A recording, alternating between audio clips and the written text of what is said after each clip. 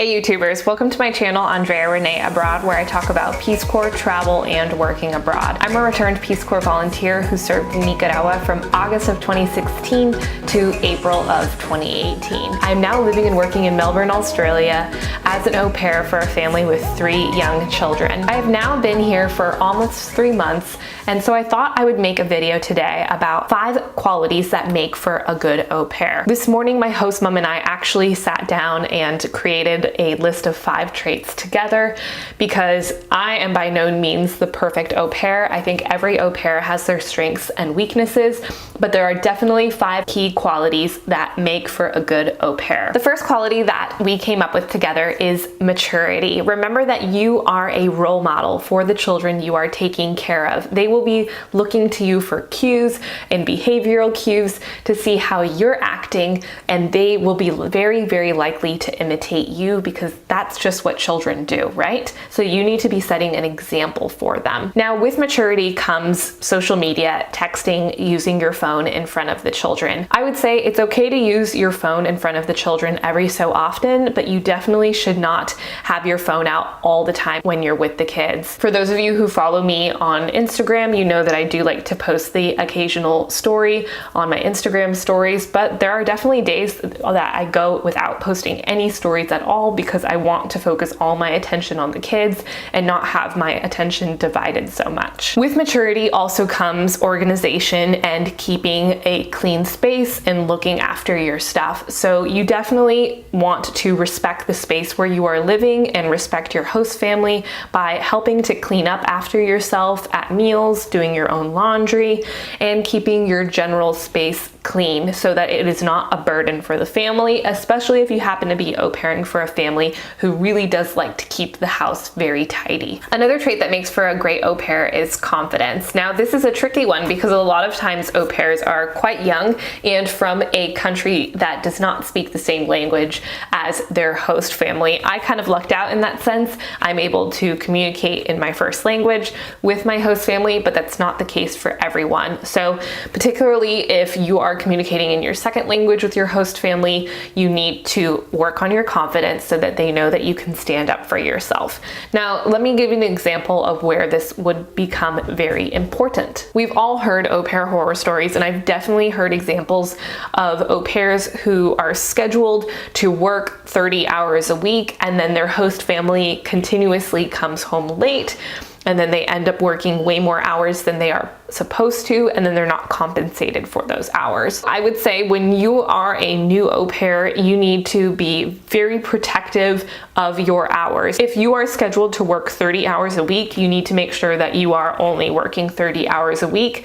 And if you have to work extra, that you are being compensated for those extra hours. Definitely don't let yourself be walked over. If your host family is continuously coming home late, then you need to have a conversation with them because you are only scheduled to work a certain number of hours. Speaking of being protective of your hours, you also need to have confidence in order to remind your host family when it is payday. Of course, don't be annoying with this. Generally, your host family will probably be quite good at remembering when it is payday, but occasionally it will slip their mind because they are parents and their minds are in a million different places. But you know, occasionally they will forget, and you'll need to remind them, hey, it's payday. Have you been able to go to the ATM, or have you been able to put that direct deposit into my bank account yet? Honestly, generally speaking, they're always glad that you remind them because, like I said, their mind is in a million different places because they are parents. You definitely don't want to be that au pair who just never reminds their host parents when they do forget to pay them,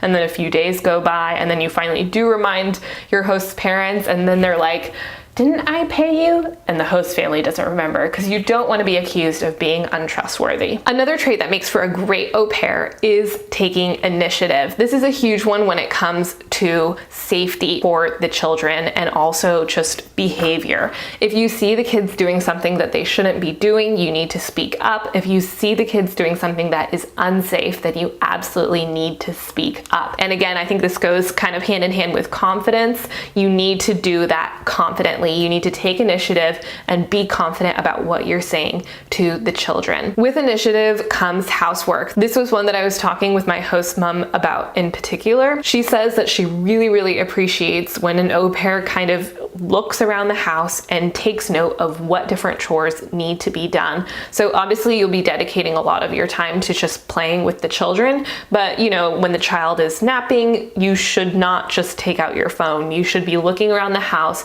Is there laundry to be done? Can you do the dishes? Is there a mess that needs to be cleaned up? Just take note of what is going on in the house and what you can do to improve it. Because remember, you are there to help the parents have more time with their kids when they are home. Because a lot of times the families who do have au pairs, it's because the parents have really long work hours, so they need help, but they also, when they don't have work, they want to be spending quality time with their kids, not cleaning the house. So that's where you come in. Another trait that my host mom brought up in particular is optimism. And this might sound simple for those of you who are already optimistic, but believe me, it's a really important quality to have as an au pair, because there will be days where the kids will not want to do anything, or they're just saying no to everything, and they're really upset and they just want to cry on the floor all day, and you have to stay positive for that kid to help them get out of that funk. So optimism is just so important. I think another reason why optimism is so difficult is I think it's really natural for us humans to just feed off of the energy of others. You know, when those around you are happy, then you feel happy. When those around you feel sad, then you feel sad. But with children and raising children, if they're sad, you need to bring them out of their sadness. If they're happy, then you need to match them with that happiness. If they're, you know, having bad behavior, then you need to be very clear and not lose your temper with the child, right? So optimism is just so important. The final trait that I would like to discuss with you all is patience. Many of us cannot remember what it was like to be a child, but believe me, we also took a long time to do a lot of things. We needed multiple reminders to get dressed in the morning, to go brush our teeth, to comb our hair, to put on our shoes. A lot of times we also even needed help doing those tasks, or multiple reminders to complete those tasks. The children you au pair for will be the same.